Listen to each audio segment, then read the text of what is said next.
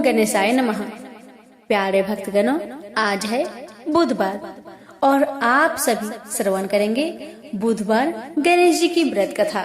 बुधवार का दिन भगवान गणेश को समर्पित माना जाता है। भगवान गणेश को हर पूजा में सर्वप्रथम पूजे जाने वाले स्थान प्राप्त है। भगवान गणेश को बगैर पूजे कोई भी पूजा अधूरी मानी जाती है और उससे शुभ फल की प्राप्ति नहीं होती। जो भी जातक बुधवार के दिन व्रत का पालन करते हैं, उन्हें भगवान गणेश की असीम कृपा प्राप्त होती है। बुधवार के व्रत का पालन करने वाले लोग को कम से कम 7 बुधवार तक व्रत करना चाहिए, जबकि ज्यादा से ज्यादा इसे आजीवन तक भी किया जा सकता है। बुधवार व्रत करने के लाभ।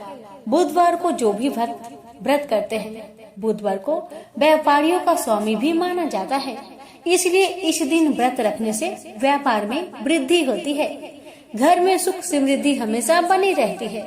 इस दिन व्रत रखने से एकाग्र क्षमता बढ़ने के साथ दिमाग तेज होता है, क्योंकि बुध बुद्धि के देवता भी हैं। इनके व्रत को जो भी भक्त नियम पूर्वक श्रद्धा भक्ति के साथ करता है और इनकी कथा को प्रत्येक बुधवार को श्रवण करता है, उसकी सभी मनोकामना अवश्य पूर्ण होती है। इसलिए प्यारे भक्तगणों, अगर आप व्रत करते हैं तो कथा को पूरा श्रवण अवश्य करें। भगवान आपकी हमारी सभी की मनोकामना को पूर्ण करे। प्रेम से बोलिए बुद्ध देव की जय, गणेश महाराज की जय। आइए श्रवण करते हैं कथा। एक बार एक मेढक और मेढकी तालाब में साथ रहते थे। मेढक गणेश जी का बहुत बड़ा भक्त था। वह हर रोज गणेश जी की पूजा करता था। वह कुछ काम न करता, बस गणेश जी का नाम जपता रहता। मेढकी उससे बहुत परेशान थी। एक दिन मेढकी ने गणेश जी की मूर्ति छिपा दी। मेढक आया और गणेश जी की मूर्ति के बारे में पूछने लगा तो मेढकी ने बोला कि मुझे नहीं पता।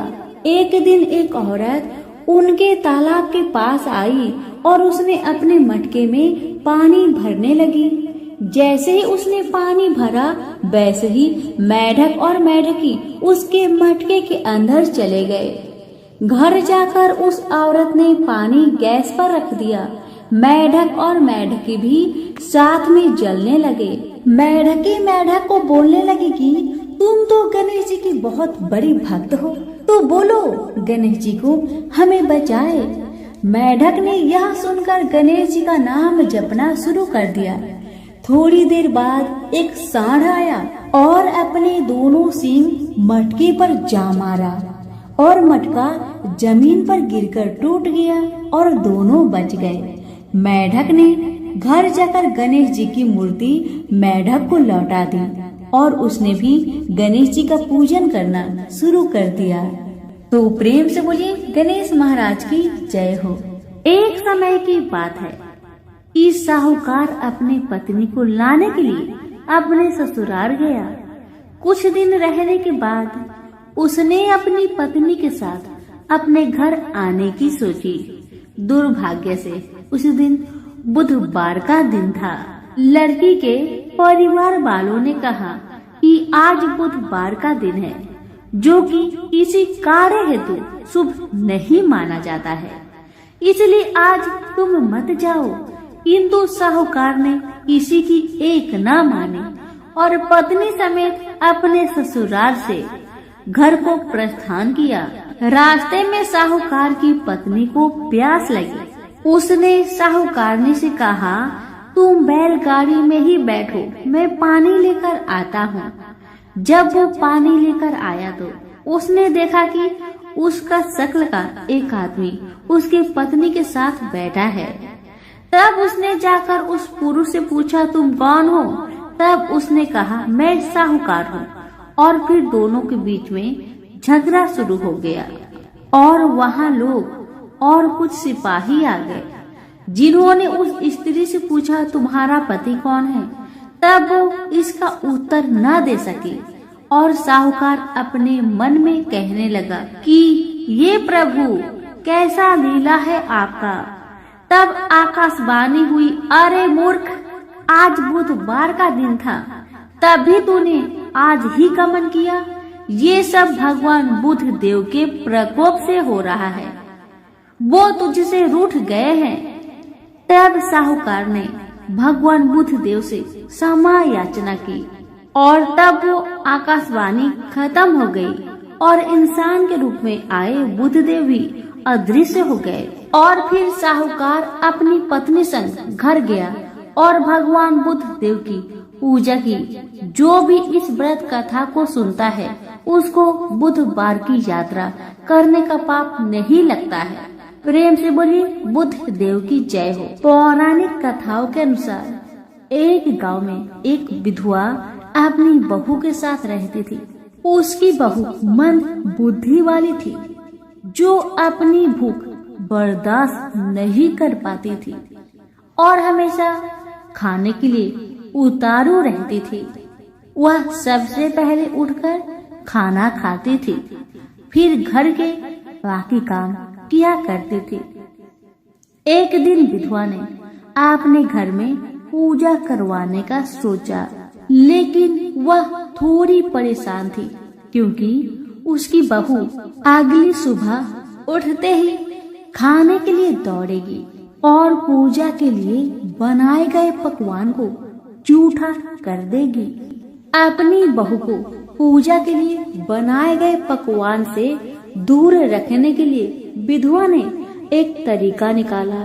पूजा वाले दिन उसने एक मटका लिया और उसके नीचे एक छेद कर दिया और अपनी बहू से बोली कि आज तो पूजा है, इसलिए खाना खाने से पहले पानी भर के ले आओ। बहू भी चालाक निकली। उसने देख लिया था कि विधवा ने मटके के नीचे छेद कर दिया है, इसलिए वह अपनी साड़ी में आटा बांधकर पनघट पर चली गई। वहां उसने आटा निकाला और कुएं के पानी के मदद से बाटियां बनाने लग गई। कुएं के पास ही एक शमशान था जहां चीता जलाई जा रही थी। बहू ने उसकी आंच में अपनी बाटियां सेक ली। उसकी बाटियां सूखी थी तो वह पास में ही गणेश भगवान का एक मंदिर था। बहू वहां पर चली गई जहां गणेश जी को किसी ने चोला चढ़ाया हुआ था। उसने देखा कि गणेश जी की तोंद पर घी लगा हुआ है। उसने उस घी को अपनी बाटी पर लगा लिया और उसका भोग गणेश जी को लगाकर वह बाटी खा ली और बहू घर वापस चली आई। बहू की इस हरकत पर गणेश जी को बहुत गुस्सा आया और उन्होंने गुस्से में अपने नाक पर उंगली चढ़ा लिया। जब गांव वाले ने देखा कि गणेश जी ने अपने नाक के ऊपर उंगली चढ़ा लिया है तो उन्हें मनाने के लिए बहुत जद्दोजहद किया गया, लेकिन गणेश जी ने अपनी उंगली वापस नहीं उतारी। जब यह बात राजा को पता चली तो राजा ने बड़े बड़े पंडितों और ज्योतिषों को बुलवाया और हवन करवाया, लेकिन गणेश जी फिर भी नहीं माने। सब बहुत चिंतित थे। राजा ने पूरे गांव में यह ऐलान करवा दिया कि जो भी इंसान गणेश जी की नाक पर से उंगली हटाने में सफल होगा उसे इनाम के तौर पर 5 गांव दिया जाएगा। गांव के सभी लोग गणेश जी को मनाने आए, लेकिन गणेश जी किसी से भी न माने और अपनी उंगली नाक पर चढ़ाए रखे।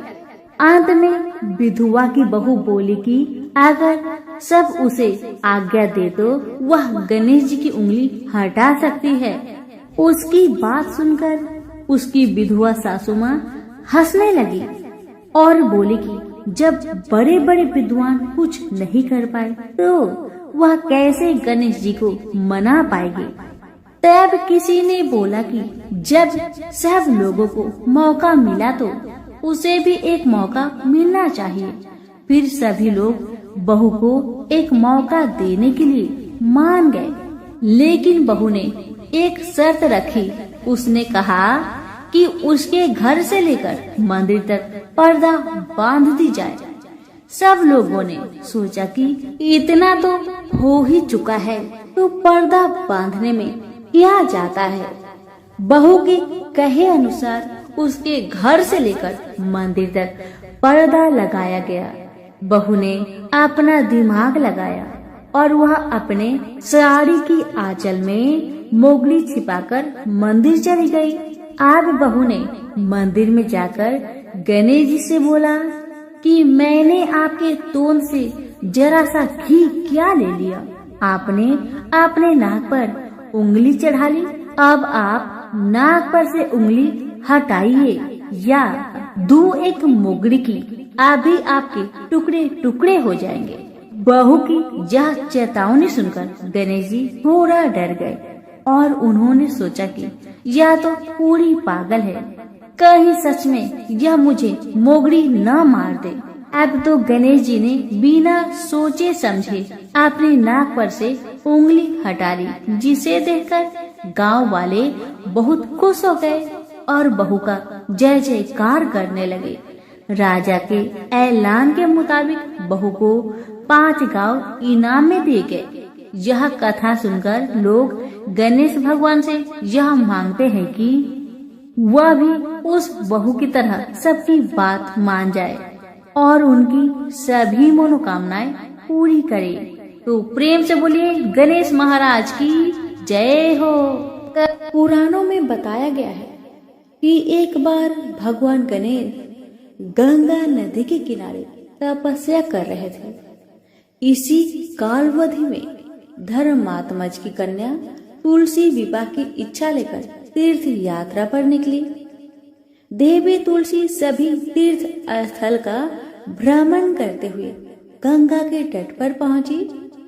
गंगा तट पर देवी तुलसी ने देखा कि युवा गणेश जी तपस्या में लीन थे।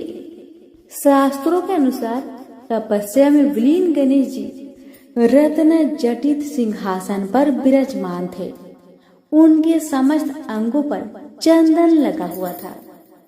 उनके गले में पारिजात पुष्प के साथ स्वर्ण मणि रत्नों के अनेक हार पड़े थे। उनकी कमर में अत्यंत कोमल रेशम का पीतांबर लिपटा हुआ था। तुलसी श्री गणेश के इस सुंदर स्वरूप पर मोहित हो गए। उसके मन में गणेश से विवाह करने की इच्छा जागृत हुई। तुलसी ने विवाह की इच्छा से उनका ध्यान भंग किया। तब भगवान श्री गणेश ने तुलसी द्वारा तब भंग करने को अशुभ बताया और तुलसी की मनसा जानकर स्वयं को ब्रह्मचारी बताकर उसके विवाह प्रस्ताव को नकार दिए। विवाह प्रस्ताव ठुकराने पर तुलसी ने नाराज होकर गणेश जी को श्राप दिया कि उनके एक नहीं बल्कि 2 विवाह होंगी। इस पर श्री गणेश ने भी तुलसी को श्राप दे दिया कि तुम्हारा विवाह एक असुर से होगा। एक राक्षस की पत्नी होने का श्राप सुनकर तुलसी ने गणेश जी से माफी मांगी। तब गणेश जी ने तुलसी से कहा कि तुम्हारा विवाह शंखचूड़ राक्षस से होगा, किंतु फिर तुम भगवान विष्णु और श्री कृष्ण को प्रिय होने के साथ ही कलयुग में जगत के लिए जीवन और मोक्ष देने वाली होगी। पर मेरी पूजा में तुलसी चढ़ाना शुभ नहीं माना जाएगा। तब से ही भगवान श्री गणेश जी को पूजा में तुलसी चढ़ाना वर्जित माना गया है। प्रेम से बोलिए गणेश जी की जय, तुलसी जी की जय। एक गांव में एक माँ बेटी रहती थी। एक दिन वह अपनी माँ से कहने लगी कि गांव के सब लोग गणेश मेला देखने जा रहे हैं, मैं भी मेला देखने जाऊंगी। माँ ने कहा कि वहाँ बहुत भीड़ होगी, कहीं तुम गिर जाओगी, तुम्हें चोट लगेगी। लड़की ने माँ की बात नहीं सुनी और गणेश मेला देखने चल पड़ी। माँ ने जाने से पहले बेटी को 2 लड्डू दिए, एक घटी में पानी दिया। माँ ने कहा कि एक लड्डू तो गणेश जी को खिला देना और थोड़ा सा पानी गणेश जी को पिला देना। दूसरा लड्डू तुम खा लेना और बचा हुआ पानी तुम पी लेना। कि मेले में चली गई। मेला खत्म होने पर सभी गांव वाले वापस आ गए लेकिन लड़की वापस नहीं आई। लड़की मेले में गणेश जी के पास बैठ गई और कहने लगी कि एक लड्डू और पानी गणेश जी तुम्हारे लिए और एक लड्डू और बचा पानी मेरे लिए है। इस तरह कहते कहते सारी रात बीत गई। यह देखकर गणेश जी सोच में पड़ गए कि अगर मैंने यह लड्डू और पानी नहीं पिया तो यह बच्ची अपने घर को नहीं जाएगी। यह सोचकर गणेश जी एक लड़के के वेश में आए और उससे एक लड्डू खा लिया और साथ ही थोड़ा पानी भी पी लिया। फिर वह कहने लगे कि मांगो, तुम क्या मांगती हो। लड़की मन में सोचने लगी कि क्या मांगू, अन्न मांगू या धन मांगू या अपने लिए अच्छा वर मांगू या खेत मांगू या महल मांगू। वह मन में सोच ही रही थी। गणेश जी ने उसके मन की बात को जानकर उनसे कहने लगे, लड़की, तुमने जो अभी मन में सोचा वो सब कुछ तुम्हें मिलेगा। तुम अपने घर को जाओ। लड़की घर पहुंची तो माँ ने पूछा कि इतनी देर कैसे हो गई। बेटी ने कहा कि आपने जैसा कहा था मैंने वैसा ही किया और देखते ही देखते जो भी लड़की ने सोचा था वह सब कुछ हो गया। प्रेम से बोली गणेश भगवान की जय। एक बार पथवारी माता, पाल माता और विनायक जी में झगड़ा हो गया। सब आपस में अपने आप को श्रेष्ठ बता रहे थे, बड़ा बता रहे थे। इतने में उनके सामने से एक लड़का जा रहा था जो कि ब्राह्मण का लड़का था। उस ब्राह्मण के लड़के को देखकर पाल माता, पथवारी माता और गजानन जी ने उसे रोका और कहा, ए लड़का, हमारा न्याय करके जा। तो लड़का बोला, हे भगवान, मैं कल वापस आऊंगा, तब आप सबका न्याय कर दूंगा। ब्राह्मण का लड़का बहुत चतुर था। उसे पता था अगर भगवान के बारे में कुछ गलत कह दिया तो मुझे बहुत दुख उठाना पड़ सकता है। इसी कारण से ब्राह्मण का लड़का चुपचाप वहाँ से चला गया और अपनी माँ से सारा कहानी बताया कि माँ, मैं जब रास्ते से जा रहा था वहाँ पर पाल माता, पथवारी माता और विनायक जी अपने आप में लड़ रहे थे। पाल माता कह रही थी मैं बड़ी हूँ, विनायक जी कह रहे थे मैं बड़ा हूँ, पथवारी माता कह रही थी मैं बड़ा हूँ। इसी बात को लेकर दोनों माता और विनायक जी मुझे बुलाए और कहने लगे हमारा न्याय करता जा। लेकिन मैं बहाना बनाकर इतना कहकर आया, मैं कल आपका न्याय कर दूंगा। माँ, अब तुम बताओ मैं उनका न्याय कैसे करूं, बताओ माँ। बेटे की बात सुन माँ ने कहा, बेटा ध्यान से सुनो, जब कल पथवारी माता, पाल माता और विनायक जी के पास जाओगे तब सभी को बड़ा बता देना। लड़के ने कहा, ठीक है माँ, जैसा तुमने कहा मैं वैसा ही करूँगा। दूसरे दिन लड़का वहाँ पर चला गया जहाँ दोनों माता और विनायक जी रहते हैं। ब्राह्मण का लड़का सबसे पहले पाल माता से बोला, हे पाल माता, आप बड़ी हैं क्योंकि हर व्यक्ति आता है और स्नान ध्यान करके शुद्ध होकर जाता है और आप सबकी रक्षा करती हैं, इसलिए आप बड़ी हैं। तो ब्राह्मण लड़का गया पथवारी माता के पास और कहने लगा, हे माता, आप सबसे बड़ी हैं क्योंकि जितने भी तीर्थ धर्म ध्यान कर ले पर आपकी पूजा किए बिना उनका कार्य पूर्ण नहीं होता। आप जीवित को भी तारती है और मरने के बाद भी उद्धार करती है। ये पथवारी माता पथ की धारणी, इसलिए आप बड़ी है। अब विनायक जी की बारी आया तो लड़का बोला, हे भगवान, सबसे पहले शुभ काम में आपको ही मनाया जाता है। आपको ध्याए बिना कोई काम सिद्ध नहीं होता, इसलिए हे विनायक जी आप बड़े हैं। माता, पथवारी माता और विनायक जी लड़के की चतुराई पर बहुत प्रसन्न हुए और बोले, हे लड़के, तुमने तो हम सबको ही बड़ा कर दिया। हम सब तुमसे बहुत प्रसन्न हैं, इसलिए जा हम तुम्हें आशीर्वाद देते हैं कि तुम सदा सुखी रहो। और उसके साथ ही पथवारी माता, पाल माता और विनायक जी ने जौ के 2-4 दाने उसके अंगूठे में डाल दिया। जौ के दाने को देखकर लड़का सोचने लगा, तो घाटे का सौदा हो गया। मैंने अपना दिन को खराब करके देवी देवताओं का न्याय किया और इसके बदले में मुझे कुछ जौ के ही दाने मिले। उदास मन से वह ब्राह्मण का लड़का जौ के दाने को अंगूठे में लपटकर घर जाके एक कोने में डाल दिया। बेटा घर आया तो माँ ने पूछा, बेटा न्याय कर आया, क्या मिला तुम्हें? कन्या ने कहा, घर के कोने में अंगोछे में रखा हूँ, जाकर देख लो। जैसे ही वहाँ गई, अंगोछे को उठाई, उसमें से ढेर सारे हीरे मोती का ढेर बरसने लगे। ये देखकर तो माँ अत्यंत प्रसन्न हो गई। माँ ने बेटे को बुलाया और कहा, बेटा, आज तो पाल माता, पथवारी माता और विनायक जी आज तो हम पर प्रसन्न हुए हैं। माँ बेटी बहुत प्रसन्न हुए।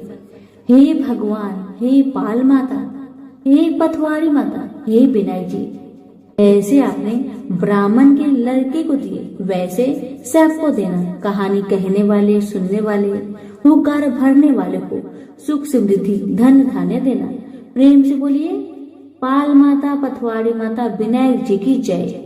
एक ब्राह्मण था जो नित्य प्रतिदिन सुबह उठकर गंगा जी स्नान के लिए जाता था और आकर विनायक जी का पूजा करता और विनायक जी की कहानी सुनता था। ब्राह्मण की पत्नी को पूजा करना अच्छा नहीं लगता था। जब भी ब्राह्मण पूजा करता तो ब्राह्मणी गुस्सा हो जाती थी और कहती थी कि सुबह पहले पूजा करने के लिए बैठ जाते हो, मैं झाड़ू निकालती हूँ, घर का काम करती हूँ, तुम्हें कोई काम नहीं है क्या? ब्राह्मण अपनी पत्नी की बातों पर ध्यान ही नहीं देता था। एक दिन की बात है, ब्राह्मण गंगा जी नहाने के लिए चला गया। ब्राह्मणी ने विनायक जी को छुपा कर रख दिया। जब ब्राह्मण गंगा नहाकर वापस आए, विनायक जी की मूर्ति नहीं मिली तो ब्राह्मणी से पूछने लगा कि विनायक जी की मूर्ति कहाँ गई? ब्राह्मणी कहने लगी, मुझे क्या पता तुम्हारे विनायक जी कहाँ गए। अब तो ब्राह्मण खाना पीना खाना बंद कर दिया। ब्राह्मणी ने कहा, खाना खा लो। लेकिन ब्राह्मण ने कहा, जब तक मैं विनायक जी का पूजा नहीं कर लेता तब तक मैं अन्न जल ग्रहण नहीं करूँगा। ब्राह्मणी ने ब्राह्मण को बहुत समझाया, मगर ब्राह्मण ब्राह्मणी की बात नहीं मानी। अब तो ब्राह्मण और ब्राह्मणी दोनों झगड़ने लगे। दोनों को लड़ते झगड़ते देख विनायक जी की मूर्ति हंसने लगी। तब ब्राह्मणी गुस्से में आकर बोली कि मूर्ति वहाँ रखी है। उसके बाद ब्राह्मण ने विनायक जी की पूजा अर्चना की। तब अचानक ही विनायक जी की मूर्ति बोल उठी कि तुझे मेरी सेवा करते हुए बहुत दिन हो गए हैं, कुछ मांगो मुझसे। ब्राह्मण बोला कि अन्न मांगो कि धन मांगो? जितना दुनिया में सुख है क्या वह सब सुख मांगो? तब विनायक जी ने सारा सुख, धन, अन्न सब ब्राह्मण को दे दिए। ब्राह्मण मूर्ति को मंदिर में रखकर पूजा अर्चना करने लगा। ब्राह्मण को इतना अन्न धन मिलने से उसकी भी पूजा करने की श्रद्धा जाग उठी और वह भी ब्राह्मण को बोलकर मूर्ति घर में रखवाई और खूब प्रेम से गणेश महाराज की पूजा करने लगी। हे विनायक जी महाराज, जैसा सुख अपने ब्राह्मण को दिया वैसा सुख सबको देना। विनायक जी की कहानी कहने वाले को, विनायक जी की कहानी सुनने वालों को और हुक्कार भरने वालों को और पूरे परिवार को देना। तो बोलो गजानंद गणेश जी महाराज की जय, विनायक जी महाराज की जय। विनायक जी और देवरानी जेठानी की कहानी। दो देवरानी और जेठानी थी। देवरानी के पास बहुत धन था, लेकिन जेठानी बहुत गरीब थी। जेठानी गणेश जी की बहुत आराधना करती थी। वह अपनी देवरानी के घर आटा पीसने जाती थी। जिस कपड़े से वह आटा छानती, उसी कपड़े को वह अपने घर को लाकर पानी में घोलकर अपने पति को पिला देती थी। एक दिन देवरानी के लड़के ने देख लिया और अपनी माँ से बोला कि माँ, ताई यहाँ से आटा का कपड़ा ले जाकर ताऊ जी को घोलकर पिला देती है। देवरानी की बात सुनकर बहुत गुस्सा हुई जेठानी और गुस्से में बोली कि मेरे घर से आटा छानने के बाद कपड़ा यहीं पर रखकर हाथ धोकर जाए। वह ऐसा ही करने लगी, लेकिन जब वह घर जाती तो उसका पति बोलता कि मुझे आटा घोलकर दे, मुझे बहुत भूख लग रही है। जेठानी ने बोला कि आज उसने आटा छानने का कपड़ा रख लिया। तब उसका पति गुस्से में आकर उसको मारने लगा। उस रात वह गणेश जी करते हुए सो गई। गणेश जी आए और उन्होंने पूछा, क्यों सो रही है? वह बोली कि मेरी देवरानी के आटा छानने को कपड़े लाकर मेरे पति को घोलकर पिला दी थी। आज उसने कपड़ा रख लिया, इसलिए आज मैं अपने पति को आटे के घोल पिला नहीं सकी, इसलिए मेरे पति ने मुझे मारा। गणेश जी ने कहा कि मैं घर घर से तिलकुट्टा खाकर आया हूँ, इसलिए मुझे शौच जाना है। कहाँ पर जाऊँ बताओ? उसने कहा कि महाराज बहुत जगह पड़ी है, कहीं पर भी चले जाओ। गणेश जी शौच करके वहाँ से चले गए। थोड़ी देर बाद जब उसने उठकर देखा कि सारा घर तो हीरे से जगमगा रहा है, वह धन को इकट्ठा करने लगी। तो देवरानी के घर जाने में देर हो गई। देवरानी ने लड़के को भेजा कि देखकर आओ, आज ताई क्यों नहीं आई। लड़के ने आकर देखा कि ताई के घर में तो बहुत सारा धन हो रहा है। उसने जल्दी जाकर अपनी माँ को बताया। देवरानी दौड़ी दौड़ी आई और पूछा कि तेरे यहाँ इतना धन कहाँ से आया। तब जेठानी ने सारी बात बता दी। इतनी बात सुनकर देवरानी घर पर आई और अपने पति से बोली कि मुझे भी लकड़ी से मारो। जेठानी के पति ने उसे लकड़ी से मारा था। उसके घर बहुत धन हो गया। उसका पति बोला कि तू धन की भूखी क्यों मार खाती है, लेकिन वह नहीं मानी। उसके पति ने उसे खूब मारा। वह सारा मकान खाली करके गणेश जी का नाम लेकर सो गई। गणेश जी आए और बोले कि घर घर से तिलकुट्टा खाकर आया हूँ, इसलिए मुझे शौच जाना है, मैं कहाँ पर जाऊँ। तब वह बोली कि महाराज मेरे तो बहुत बड़ा मकान है, कहीं पर भी चले जाओ। गणेश जी शौच करके ही वहाँ से अंतर ध्यान हो गए। थोड़ी देर बाद उठकर देखी तो उसने देखा कि घर में बहुत सारा पूरा कचरा रखा हुआ है। यह देखकर वह बोली कि महाराज आपने तो मेरे साथ छल किया है। जेठानी को इतना सारा धन दे दिया और मुझे पूरा करकट दे दिया। अब गणेश जी वहाँ आए और बोले कि तू धन की भूखी मार खाई, वह धर्म की भूखी। देवरानी बोली कि महाराज ये सब पूरा कचरा समेटो, मुझे तो धन नहीं चाहिए। तब गणेश जी ने कहा कि तेरे पास जितना धन है उसमें से आधा जेठानी को दे दे, तब यह पूरा कचरा समेट लूंगा। देवरानी ने जब अपने धन में से आधा धन जेठानी को दिया, तब गणेश जी ने अपनी सारी माया समेटी। हे गजानन गणेश जी महाराज, देवरानी को दिया वैसा किसी को मत देना, जेठानी को दिया वैसा सबको देना। विनायक जी की कहानी कहने वालों को, विनायक जी की कहानी सुनने वाले को, पुकार देने वाले को और पूरे परिवार को देना। प्रेम से बोलिए गणेश भगवान की जय। बहुत समय पहले की बात है, किसी गांव के बाहर एक बरगद का पेड़ था, जिसके पास ही गणेश जी का छोटा सा मंदिर था। गांव में और मंदिर नहीं थे, इसलिए सब लोग इसी मंदिर में आकर पूजा किया करते थे। गांव में एक भिखारी भी रहता था। भीख मांगना ही उसका काम था। गांव छोटा सा था, भिखारी को काफी भीख नहीं मिलती थी, इसलिए यह और कोई उपाय न देखकर मंदिर के दरवाजे पर बैठने लगा। सोचने लगा कि लोग यहाँ धर्म करने आते हैं और नहीं तो सही पेट भरने लायक भीख तो मिल जाया करेगी। भिखारी दिन भर मंदिर के दरवाजे पर बैठा रहता और जब वहाँ किसी को आते देखता तो शिव शिव रटने लगता। इस तरह बेचारा दिन भर गणेश जी और शिव जी का नाम जपता रहता था, मगर शाम तक उसे भीख मिलती थी। फिर 2-4 मुट्ठी अन्न और कुछ फल मूल और कभी कभी 4-6 पैसे मिलते थे। हालांकि इतनी थोड़ी आमदनी से किसी की गुजर कैसे हो सकती है। फिर भिखारी को अपना ही नहीं बल्कि अपनी बेटी की भी चिंता करनी पड़ती थी। उसकी बेटी का नाम था कमला और वह बड़ी चतुर और बड़ी समझदार थी, मगर चतुराई और समझदारी से तो पेट की आग नहीं बुझती, उसे तो भोजन चाहिए। इसलिए कमला कभी कभी अपने बाप को भोजन पाने के लिए तंग करने लगती थी। उस वक्त भिखारी के दिल पर बड़ी चोट लगती, उसकी आंखें भर आती थी। वह चिंता के समुद्र में डूब उतरने लगता था। गर्मी के दिन थे, दोपहर का समय था ऊपर आसमान और नीचे धरती धक धक जल रही थी। चारों तरफ सन्नाटा छा रहा था। ऐसे ही समय में महादेव पार्वती लोगों का सुख दुख देखने इस संसार में आए। चलते चलते वे उसी गांव में पहुँचे और गणेश जी के मंदिर के सामने से निकले।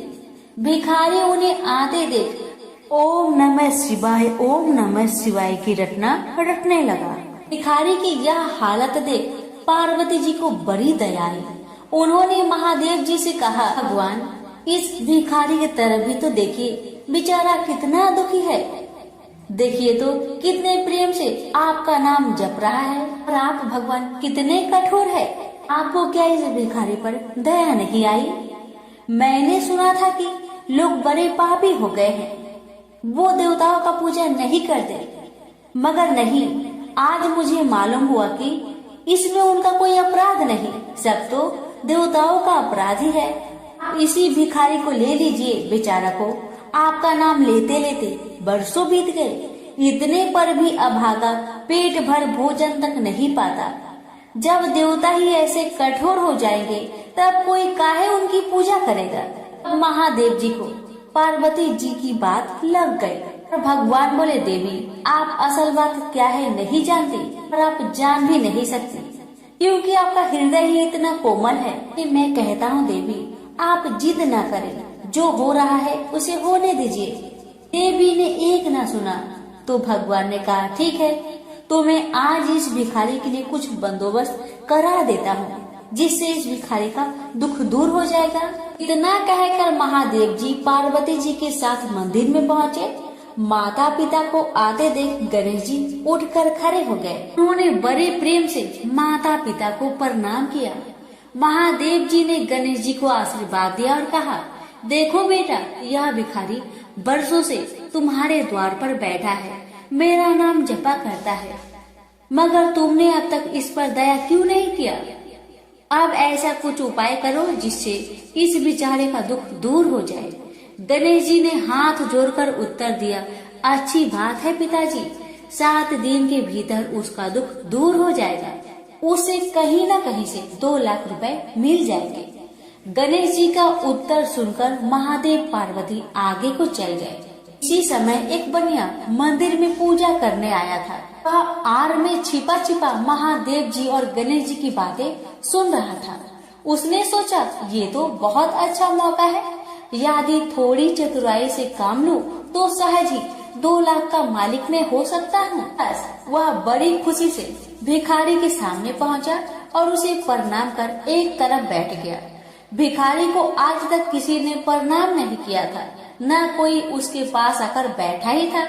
बनिए की इस काम से भिखारी ने समझा कि यह बेशक कोई भला मानुष है। वह मन ही मन प्रसन्न हुआ और बनिए से बोला, बाबा आप बहुत दयालु जान पड़ते हैं, ये मेरे पास आने की कृपा क्यों कर हुई? आप नहीं जानते मैं गरीब भिखारी हूँ। बनिए को तो अपना मतलब गांठना था। मीठेपन से बोला, आप भिखारी है? कौन कहता है कि आप भिखारी है? मुझे अच्छी तरह मालूम है कि आप एक पहुँचे हुए महात्मा हैं और आपके दर्शन से लोगों के पाप दूर हो जाते हैं। मैं भी आपके दर्शन करने चला आया हूँ। मुझे आपसे कुछ पूछना है, यदि आज्ञा दो तो पूछो। भिखारी खुशी से बोला, पूछिए। बनिया बोला, भला दिन भर आपको कितनी भीख मिल जाती है? भिखारी बोला, भाई मिलने की क्यों पूछते हो, यहाँ तो पेट की भी लाले पड़े रहते हैं। रोजाना 2-4 मुट्ठी अन्न मिल जाता है, कभी 2-4 पैसे भी मिल जाते हैं, किसी तरह दिन काट लेता हूँ। बनिया कहने लगा, राम राम, आप जैसे महात्मा और यह कष्ट, इस गांव के आदमी भी क्या आदमी हैं? आपकी थोड़ी सी सहायता नहीं कर सकते? आप कैसे यह कष्ट सह लेते हैं? मुझे तो आप पर बड़ी दया आती है। मेरे जी में आता है कि मैं आपकी कुछ सेवा करूं, पर कहने में डर मालूम होता है। भिखारी बोला, आप मेरी सहायता कर सकते हैं? अब बनिया हंसते हुए बोला, मेरी इतनी हैसियत कहाँ है जो आपकी कुछ सेवा कर सकूं, मगर एक बात है, आज से 7 दिन तक आपको जो कुछ भी मिले वह मुझे दे दीजिए, बदले में आपको मैं 100 रुपया दे दूंगा। 100 रुपये के नाम सुनते ही भिखारी मारे खुशी के उछल पड़ा। उसने सोचा अगर 100 रुपये मिल जाए तो क्या कहना, यहाँ तो 7 दिन में 7 आने के सामान भी न मिले, तब तो 100 रुपये छोड़ देना सरासर बेवकूफी होगी, पूरा गधापन है।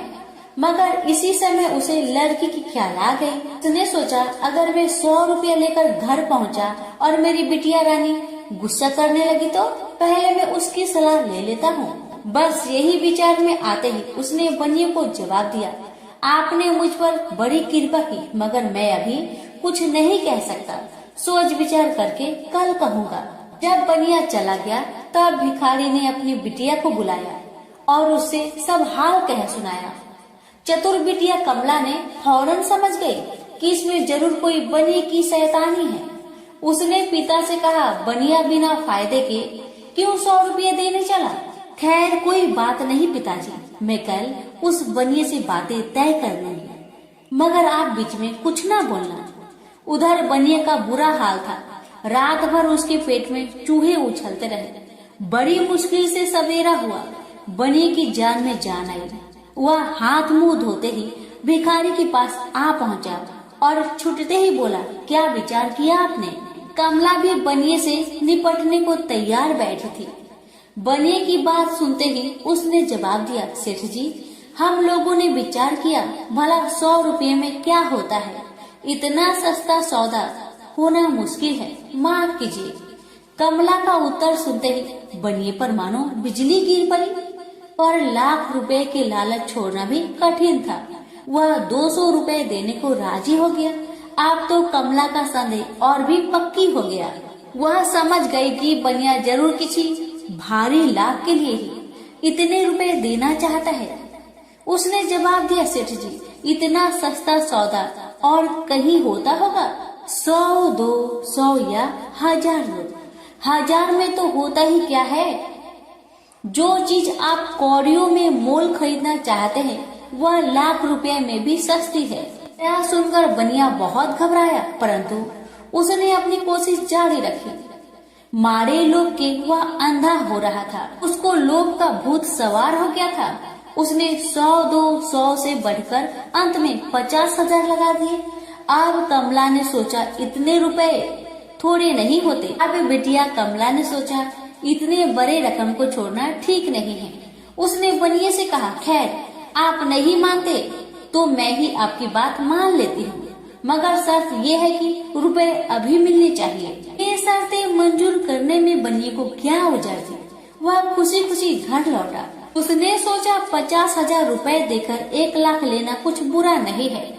2 लाख न सही 1.5 लाख मालिक तो बन ही जाऊंगा। आहा, मेरी तकदीर भी कितनी चोखी है। 7 ही दिन में 50,000 का लाभ हो गया। उसने घर आते ही भिखारी के पास 50,000 रुपए भेज दिए। अब बनिया हर रोज भिखारी के पास आता और उसकी दिन भर की भीख घर ले आता। इस तरह 6 दिन बीत गए। अब तो बनिए को बड़ी फिक्र हुई। 7वें दिन वह फिर गणेश जी के मंदिर में पहुंचा। उसने देखा कि आज फिर महादेव पार्वती मंदिर में पधारे हैं। बस वह दीवार से कान सटा उनकी बातें सुनने लगा, मगर यह क्या, उसका कान दीवार में चिपक गया। उसने कान छुड़ाने की बहुत कोशिश की, पर कान टसमस न हुआ। तब वह दाहिने हाथ की सहायता से कान छुड़ाने लगा। इतने में हाथ भी दीवार में चिपक गया। इधर महादेव जी ने गणेश जी से पूछा, बेटा इस भिखारी के लिए कुछ इंतजाम हुआ है? गणेश जी बोले, जी हाँ, उसे 50,000 रुपए तो दिलवा दिए हैं, बाकी के लिए बनिए को दीवार से चिपका कर रखा है। यह बनिया बड़ा लोभी कंजूस है। इसने गरीबों से एक एक के 4 वसूल कर अपना घर बनाया है। रुपए वसूल करने में इसने गरीबी पर दया नहीं की। उनके बच्चे भूखे मरते रहे, पर इसने 4 रुपए वसूल करके भी संतोष नहीं किया। इस तरह इसने 1 लाख रुपए से अपनी तिजोरी भर ली है। गरीबों के माल से यह सुख नहीं उठा सकता। अब जब तक यह भिखारी को बाकी 50,000 रुपए न देगा तब तक दीवार से चिपका रहेगा। गणेश जी की बातें सुनकर बनिए ने अपना माथा को पीट लिया। इसकी आंखें में आंसू बरसने लगे। जब उसने घर से 50,000 रुपए मंगवाया और भिखारी को दे दिए, तब कहीं दीवार से उसका पीछा छूटा। से बोलिए गणेश भगवान की जय, उमापति शंकर भगवान की जय। अब सुनिए बुधवार गणेश जी की आरती। जय गणेश जय गणेश जय गणेश देवा, माता जाकी पार्वती पिता महादेवा, एक दंते दया बनते चार भुजाधारी, माथे सिंदूर सोहे मोस की सवारी। जय गणेश जय गणेश जय गणेश देवा, माता जाकी पार्वती पिता महादेवा, पान चढ़े फल चढ़े और चढ़े मेवा, लड्डुअन का भोग लगे संत करे सेवा। जय गणेश जय गणेश जय गणेश देवा, माता जाकी पार्वती पिता महादेवा, अंधन को आंख देते कौड़िन को काया, बाझन को पुत्र देते निर्धन को माया। जय गणेश जय गणेश जय गणेश देवा, माता जाकी पार्वती पिता महादेवा, सूर्य श्याम शरण आए सखल कीजे सेवा, माता जाकी पार्वती पिता महादेवा। दीनन की लाज रखो शंभु सुतेकारी, कामना को पूर्ण करो जाऊं बलिहारी। जय गणेश जय गणेश जय गणेश देवा, माता जाकी पार्वती पिता महादेवा। प्रेम से बोलिए गौरी गणेश की जय। अब सुनिए बुधवार की दूसरी आरती। आरती युगल किशोर कीजिए, तन मन धन न्यौछावर कीजिए, तन मन धन न्यौछावर कीजिए, गौरे श्याम सुख निरखत रीझे, हरि को स्वरूप नयन भरी पीजे, रवि शशि कोटि बदन की शोभा, ताहि निरिख मेरो मन लोभा। ओढ़े नीले पेट पट सारी, कुंज बिहारी गिरिवर धारी, फूलन की सेज फूलन की माला, रत्न सिंहासन बैठे नंद लाला, मोरे मुकुटे मुरली करे सोहे, नटवर कला देखी मने मोहे, कंचन थार कपूर की बाती, हरियाए निर्मल भई छाती, श्री पुरुषोत्तम गिरिवर धारी, आरती करे सकल ब्रज नारी, नंद नंदन ब्रज भान किशोरी, परमानंद स्वामी अभी चले जोरी। प्रेम से बोलिए श्री कृष्ण भगवान की जय, राधा रानी की जय।